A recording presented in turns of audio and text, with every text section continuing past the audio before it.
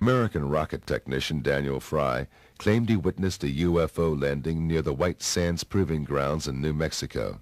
He was invited aboard and received a message for mankind. The most significant experience that I had is probably the finding out of the major purpose for this invasion, so to speak, was to keep this planet alive, that we're approaching an area of controversy which could result in the displacement of all humanity, because we had learned how to do that without learning how to get along with each other. Later, Fry shot some films of unknown flying objects. Contactees and UFO enthusiasts met regularly at the giant rock in the Californian desert, at the site where contactee George Van Tassel claimed to have met space people, and where he later built, allegedly under their instruction, the Integraton, a generator to reactivate human cells and to charge them with cosmic energy, as claimed by Van Tassel.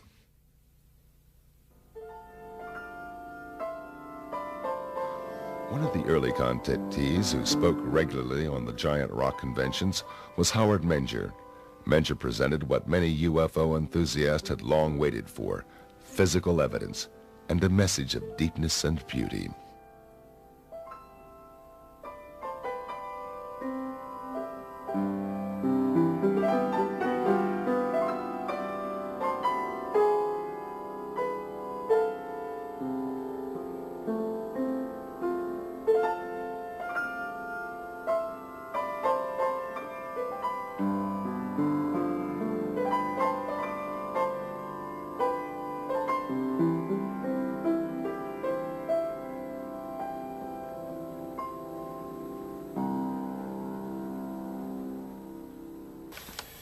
I was inspired by a trip to New York State in the Catskills. I was on my way up there under some kind of control. It seemed almost like the wheel was moving by itself. I know it sounds strange, but it's true. And I reached an old cabin in the woods, and inside there were what I considered to be aliens. They were not from this world, as far as I could see. They're very angelic people. And they had all kinds of instruments in the cabin, all types of electronic, like what we'd call pianos and organs. And on the wall, they had a 1-inch thick 2x2 television screen. And they could move it anywhere they wanted to. I think we're getting that nowadays. We're getting into that now, 35, 40 years later. But I went in there and they showed me the instruments, the musical instruments, and I expressed the wish that I could play the piano. And they said, well, maybe we can help you. I don't know what they did, but I could sit down after that visit to the cabin, after meeting these wonderful people, and I could play anything by ear. I think it all began when I was very young, approximately 10 years old, in the early 30s, when I went up into the woods, as I often did, and saw a beautiful lady on a rock with a stream going by. And I was really surprised, because first I thought it was one of the farm people, because there were farms nearby. But this woman wasn't dressed in a farm outfit. She was dressed in beautiful, flowing gown. And she had long blonde hair and gold-colored eyes. And she seemed to be waiting for me, as though she knew I'd be there. And when she spoke in perfect English and a beautiful voice. And I was only 10 years old, but I want to tell you, this was quite an experience. She was like an angel, like talking to an angel. And she seemed to know all about me. And she mentioned some things that would happen in the near future. She departed almost like a vision, just disappeared, and I went back home. I didn't talk about it for weeks, not even to my brother, who often went up in the woods with me. We saw discs in the sky, my brother and I, during that period, that same period. And as time went on, some of the things that she had predicted were coming true. They continued from The Girl on the Rock right on up to the very significant ones in 1956, when the craft came in, these huge 40 to 50 foot craft, and they carried these beautiful angelic aliens. And of course, at first I wasn't ready for any of this. No cameras, no recording equipment, no witnesses. But after that, I prepared myself with cameras, witnesses. I had witnesses. I was taking a movie on one incident in 1956 in Highbridge, New Jersey, where a craft was coming in. It's in my new book, the Highbridge incident. The pictures are in there. And the craft is coming in, and I'm taking a colored movie, 8mm movie of this. I have several witnesses from the local area, and also a federal agent from the Bureau in Newark, New Jersey was standing right next to me. I was filming a craft coming in. The door opens when it landed, and two men got out. One went to the left, one went to the right, and then a beautiful lady got out. But she had a type of spacesuit on. And she walked toward me, and when she got about 25 or 30 feet from me, she didn't say a word.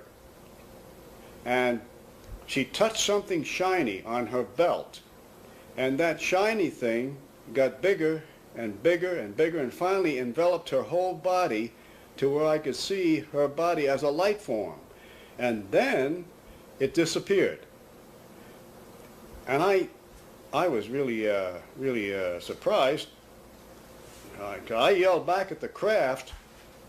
I said, "Where did she go? Where is she?" And they yelled back in perfect Oxford English, "She's here with us in the ship." So evidently their technology has taken them into some type of teleportation, which we haven't approached that yet. Our scientists have not approached that yet, that I know of. And so evidently they have mastered time, motion, and energy in some way. Shortly after that, the two men went in the craft, the door closed, and it silently rose and left the area. I only have parts of it and slides I made from the original. The Federal Bureau of Investigation, the Bureau out of Newark, New Jersey, took the original film. As you know, there is a definite government cover-up for three reasons: political, religious, and scientific, and for national security. Indeed, Menger had hundreds of eyewitnesses at that time. Psychiatrist Dr. Berthold Schwartz spoke with about 40 of them and became convinced that Menger's contacts were real experiences. Well, living in northern New Jersey, where I practiced medicine for many years, I used to hear years ago on the radio Howard Menger on the Long John Neville show.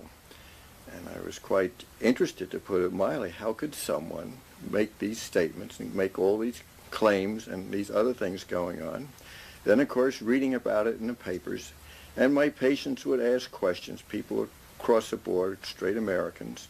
So one thing led to another, and then by fortuitous luck or whatever, coincidence, I met different people that were closely associated with Howard, leading citizens, not just average Joes, good, solid Americans. And they had quite a story to tell me. So the ball of yarn started to unroll, and I became more and more involved in who this man is, where he's coming from, how do you explain these things. One man himself was quite a well-known inventor. He knew Howard's family. Another one was being reporter for the highest circulation paper in northern New Jersey, who happened to be a classmate of my roommate at Dartmouth College years ago. So I had a contact there. The fellow opened up. He did a whole series of stories, and he said, "I don't know this thing, but Howard is truthful. He's telling it as it is. The story never changes. It's the same way." And in that town of Washington, New Jersey, I interviewed this high school principal. At that time, I interviewed a blind lady, but a very refined woman of some note locally. And she told me quite a story with another teacher, and a physician. Oh, gosh, you name it. Another fellow lived in the south part where they have all the hunting, and he kept on the moon potatoes that Howard had, so-called, the specimen he picked up wherever he was, out in space, who knows. But these people swore by him. They told some extraordinary stories. What did those eyewitnesses see? What did they describe? Well, I remember once, of course, the craft or whatever they are, the lights in the sky and the landings in the field, the great sociological, psychosocial significance of thousands of people present. And again, through synchronicity or luck, I had this patient whose father happened to be in the state police of New Jersey, so they wouldn't, as a physician, they're usually most courteous to me, occupationally perhaps. I went in and they opened the door and they said, "We cannot explain this, we do not understand it, but yes, this is on the level, these strange things happen." And matter of fact, you couldn't shut them up, they had to go on and on. So, quite a story.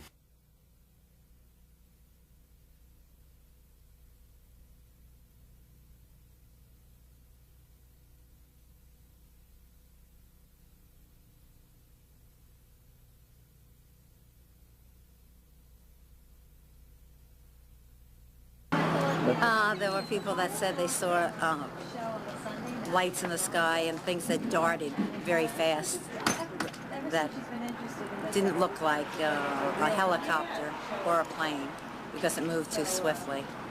And I remember we all came down to look at the field where the flying saucer had landed, where he said it had landed. And it was round, like burnt mark on the ground where the grass had all been singed.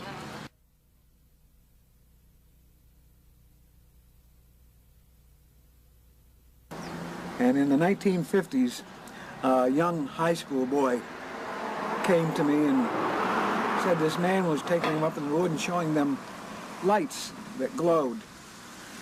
And he told them the lights came from flying saucers, from men who were landing regularly in a place called High Bridge, New Jersey. It's about 10 miles from here, from Washington, where we are now. And I knew this young boy, and I prevailed upon him to tell me more about it. I was interested as a newspaper man, and he told me who the man was, and it was Howard Menger. At that time, Howard Menger was a sign painter in a sign painting shop just about 2 blocks from this house, up around the corner. And I knew Howard, knew his wife, knew his children, knew his family, and as a reporter, I thought I had to find out more about this.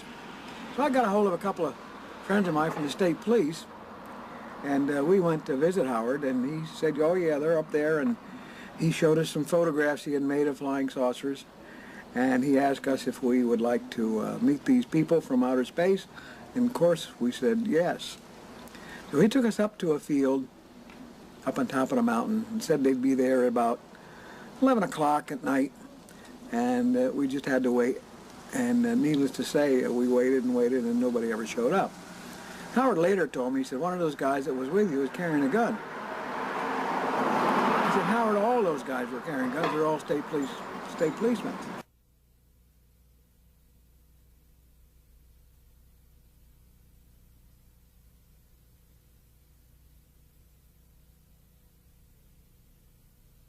Well, one evening, he advised me that there would be a sighting, he believed, so I took a girl I was dating at the time, whose name was Dorothy, and a friend who worked for my father. His name was Richard Barry, and he was repairing televisions for my father. He was a student, I think, of Princeton at the time. I couldn't drive, I didn't have a license at the time. So Richard drove Dorothy and myself down there, and we met at Howard's house, sat in his kitchen, had cocoa, as I recall, and he said, let's go up into the woods and we'll see if, he said, I think the ships are here. So we did. And it was Howard, his wife Rose, his sister-in-law Mary, who I think was single at the time, myself, Dorothy, and Mr. Barry. So, and we broke up into groups. Howard and 2 of the women went one way, and myself and Mr. Barry and Dorothy went another way, and we walked down this wood trail, and we did see these pulsating lights in a ravine on the ground, and these were believed to be the He said they were scout ships. And they seemed to be translucent. Like you could see through them, and they seemed to have brighter cores inside, like a light bulb would do, or a vacuum tube would do. And they would change colors. They'd be pink, and then they'd be green, and then they'd be white, and whatever. And they just kind of seemed to hover over the ground. One of them did seem to put out a little light, which kind of went round us, I think, and then went back in again. And we were awestruck. There's no doubt about that. I remember I'm 16 years old and never saw anything like this in my life, and quite believed everything that we saw was, in fact, out of this world. So we went back down to his house, and he said, I think one of the alien people trust this group, and they're going to make themselves visible. So we went out and stood in his backyard and in a lawn area, and it goes up to a hillside. It was in meadows. And within a short period of time, Howard says, look, here comes one now. And there was this kind of ghosty apparition of a human figure, which kind of floated across the meadow. I remember he kind of went over a fence, kind of just floated over a barbed wire fence, and came near to us, but not that near that you could distinguish any features. I'm talking maybe several hundred feet. And then he faded away back into the woodland. And that was it. And we went back to the house, and we were just like, whoa. Greatest thing that ever was. Another incident I recall vividly, Augie Roberts, the photographer who was documented so much of this from the early days forward, was once at Howard's house, where Howard was, just after a whole series of exciting events out in the field with the craft landing, whatever the thing was. And Howard was alone in the house. Augie knew that. And yet Howard was carrying on a conversation with another voice. Now, unless Howard is the world's greatest ventriloquist, which to my knowledge he isn't, Augie said, what is going on here? One of the curious who wanted to see firsthand what was behind Menger's contacts was the young journalist Constance Michels. She was so fascinated by the young contactee that she fell in love and married Howard Menger in 1958. Shortly after that, she had her own first UFO encounter. I have never seen a landed disc, but one evening shortly after we were married, we were coming home from grocery shopping, and as we came up on the hill on the farm, we parked the car against the fence, and there was a big luminous pearl-like spherical shape right above the trees over the next field. And Howard stopped. He said, look. And I said, oh, wait, I've got to get my camera. And by the time I got to the station wagon, turn around and get the camera, it was gone. That was one of the times. When we were on our honeymoon in Las Vegas, we saw the same pearl-like iridescent globular disc. And one more time, which this really gets me, but it was it was on our farm, and we were there. Our attorney was with us, and we had heard that some people at White House, they were having a game, and they had seen discs flying over the stadium. So we went out in the field and looked upward, and sure enough, there was a fleet of discs flying overhead. And our attorney turned to me and said, Connie, this is for you. And one of the discs dipped, just like that. And that was that day, or that week, I became cognizant of the fact that I was pregnant. I was with child, our first child. Howard Menger is a truthful person who's had some extraordinary experiences, and as I think he says himself, he cannot explain them, he doesn't understand them.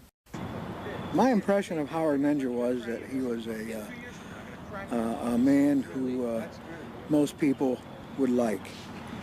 He was quiet, he was calm, he appeared to be a very thoughtful man.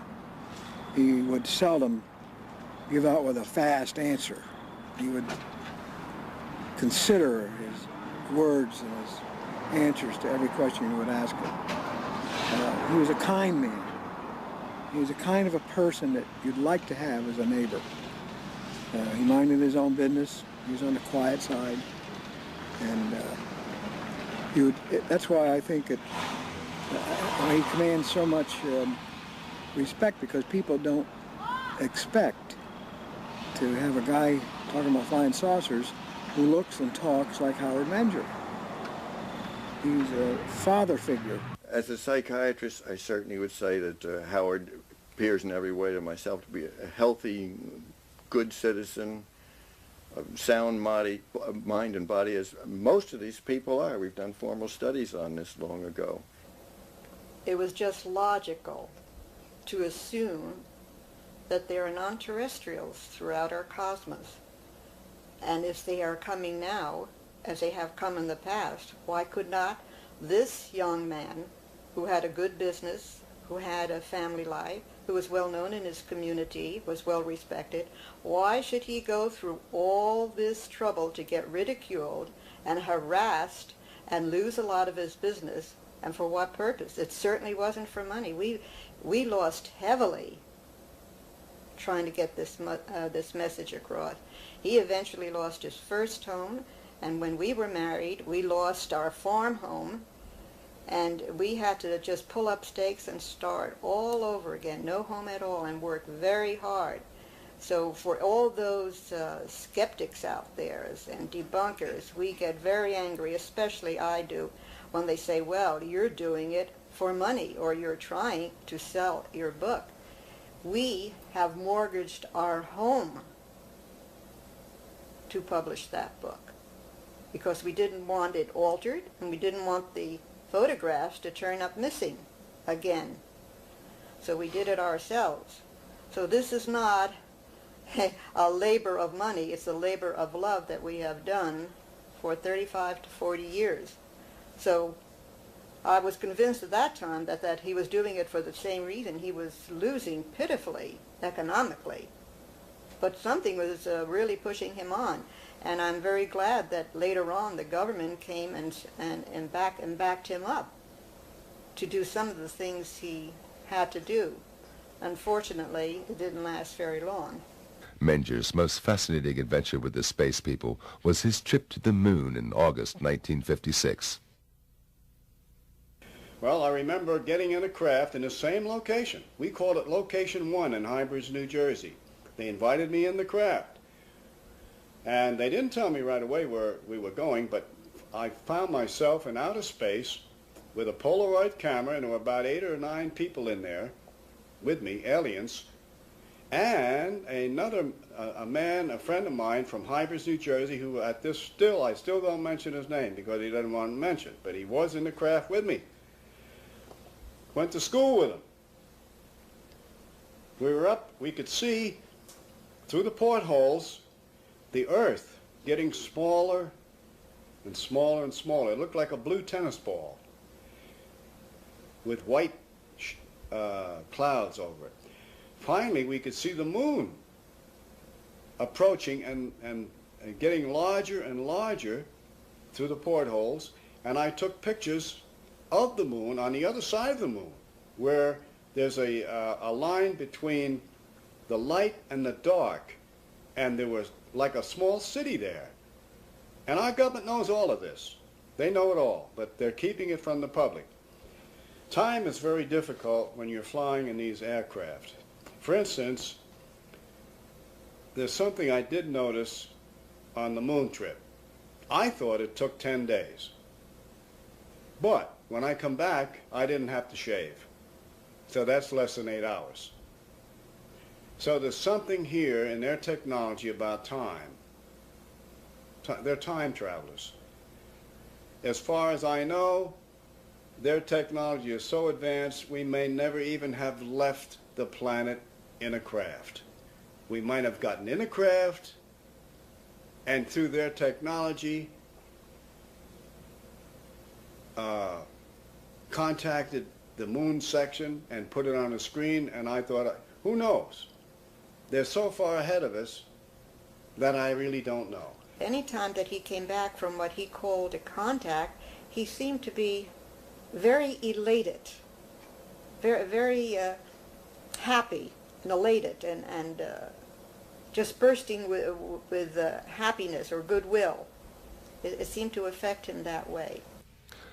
The early phase of his contacts with the extraterrestrial visitors inspired Menger to develop theories about electromagnetism and gravitation, and to experiment with exotic UFO propulsions on this base.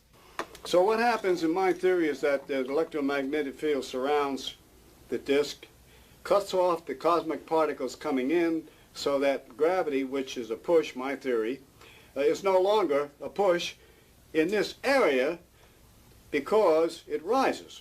Allowing it to rise, it cancels out the push that I call gravity. That's my own explanation. Now, whether it's true or not, you know what? I don't really know. But on that theory, I did get a craft off the ground.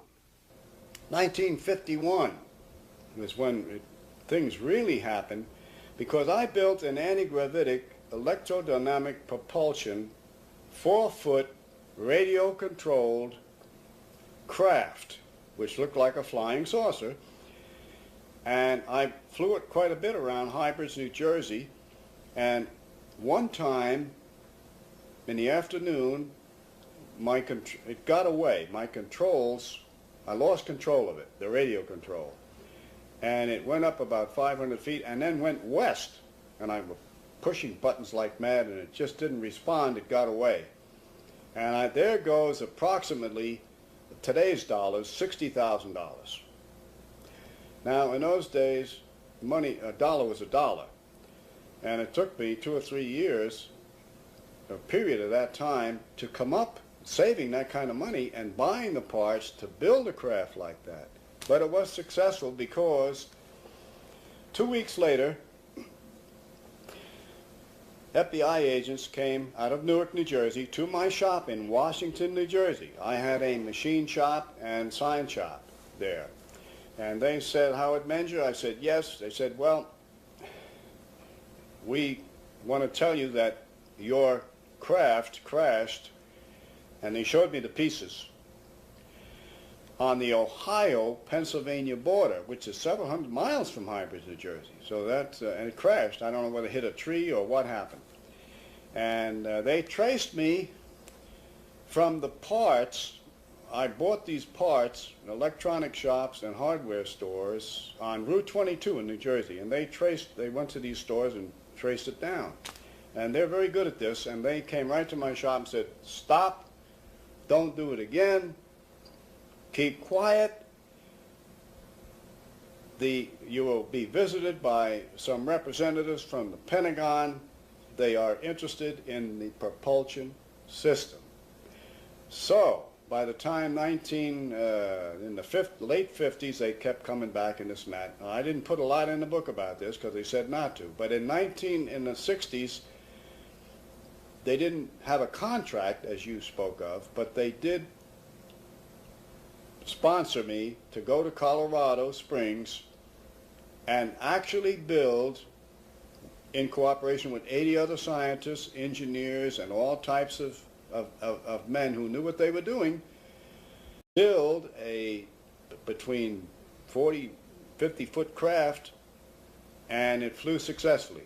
And we were shushed up, none of us could talk, and it was a wonderful experience, all paid for by the government. I have a picture of a Mercedes-Benz that the government paid for me to travel back and forth,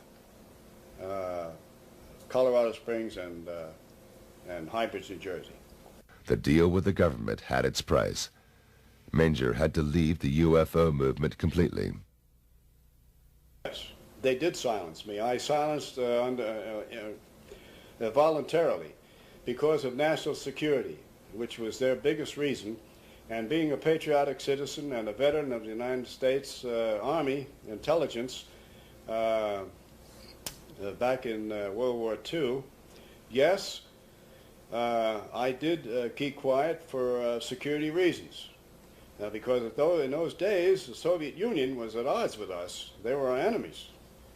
And they didn't want this technology or any of this out for fear that it would get in the wrong hands and used against us. For a time there, we had to give it up entirely any contacts with UFOs and Howard was gone so much of the time. He was involved with the government, which it's very difficult for the family. I want to tell you, when you're dealing in intelligence work, it's very difficult for wife and family because your husband can't tell you exactly what he's doing or where he's going or when and if he's coming back.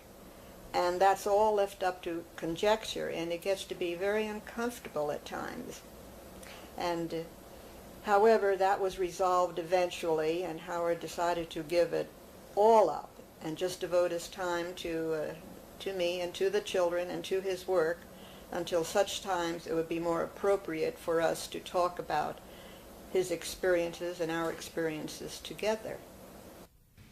But his life, his thinking, still was overshadowed by his experiences with the space people.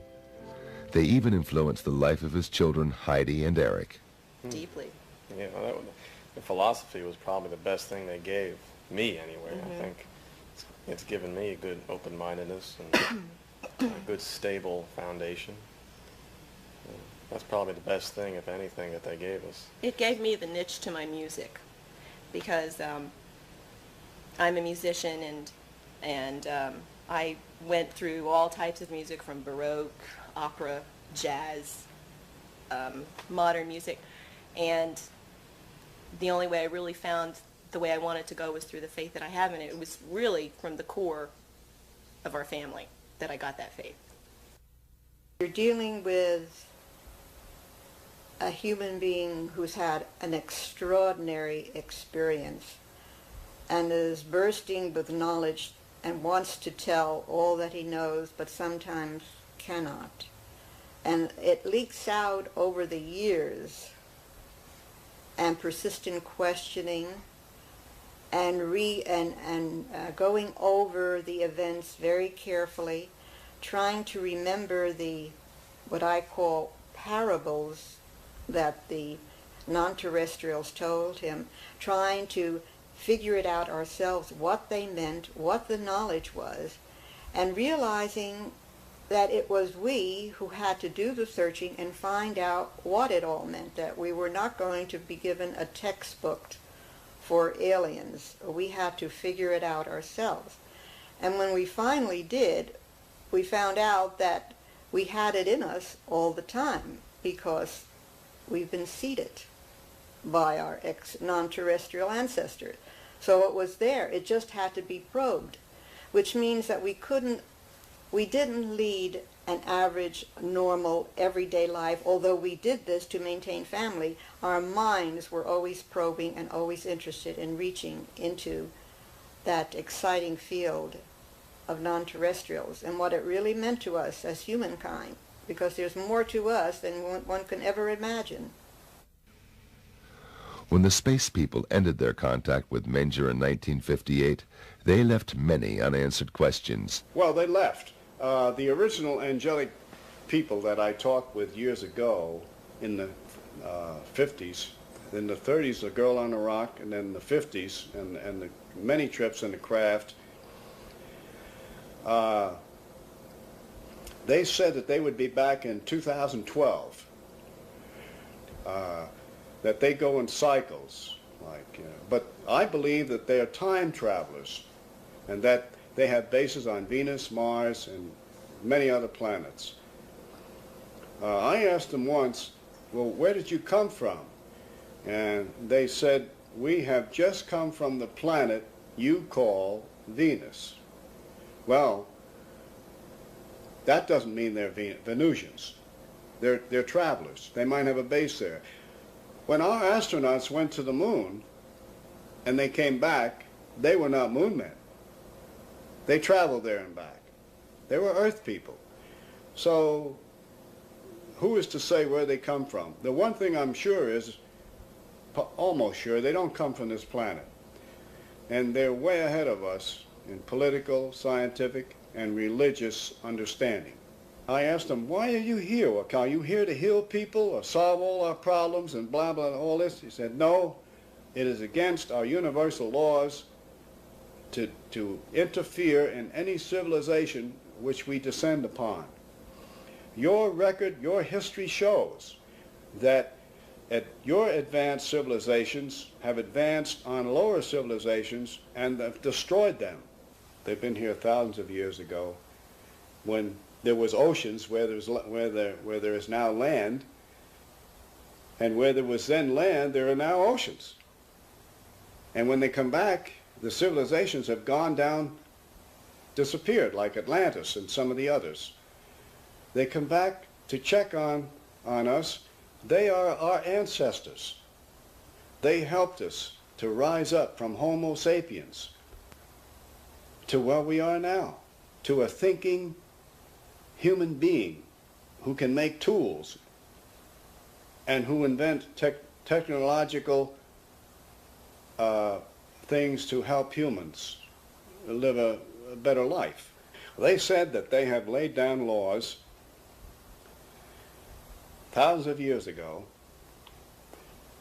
that most of them are in our scriptures today. Various Bibles all over the world, holy books all over the world have come, they said, from extraterrestrial contacts, because they were considered gods in those days and looked up to and worshipped. We even made statues that looked like them. And so they said, all we have to do is read our scriptures, live the life it recommends in the scriptures. All the Bibles all over the world said, thou shalt not kill, don't kill. Don't covet your neighbor's wife, don't do that. Love thy neighbor, do that. Moses, Buddha, Jesus, all said all of these things. They were contacted by these aliens, angelic beings also. Connie Menger believes that there is a strategy behind the proceeding of the extraterrestrials, a program to educate us step by step. The alien receptiveness program is to gradually make us aware of our birthright, but it has to be a very slow process, and the memory of who we are and what we are is locked in our mythology, it's locked in our ancient scriptures, it's locked in ancient books, it's all over the world. If you will collate the information, you will see the pattern emerge. However, we have to go very slowly because the memory of that has been obliterated from most of humankind. And as a matter of fact, we may have been a quarantined planet for a long stretch of time. And now that we are being monitored again, and some of the brain cells that they so graciously gave us are beginning to expand, and they are beginning to recognize, at least a lot of us are beginning to recognize, we belong to a galactic family. Now what is our purpose? Our purpose is to inform as many people as possible and give some scientific background to that, to show them that there is a possibility that we are not alone and that we come from a very different heritage other than anthropoid. As a matter of fact, we're children of the stars, but we've come through an evolutionary process because that's nature's way of producing better forms for better life expressions.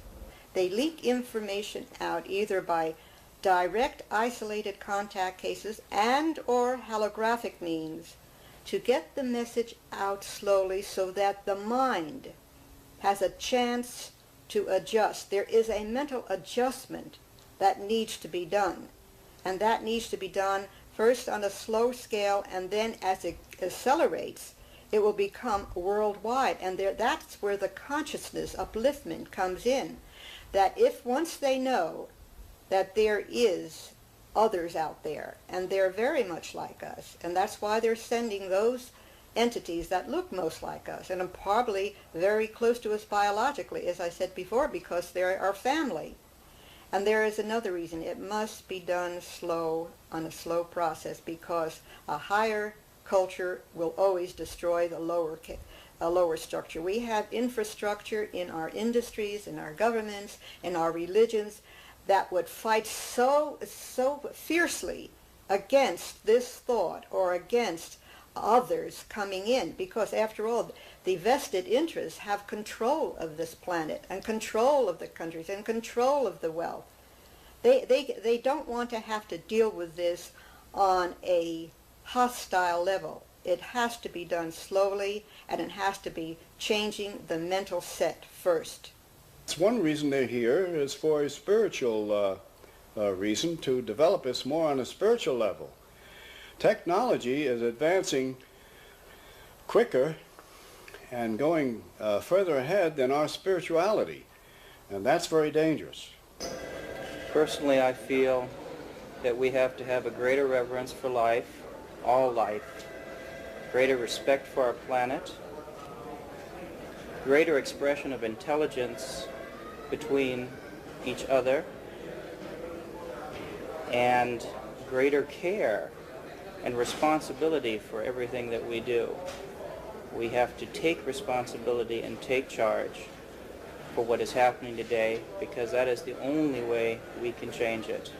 And once we do these things, we become, I wouldn't like to use the word worthy, we become more receptive to contacts with other people.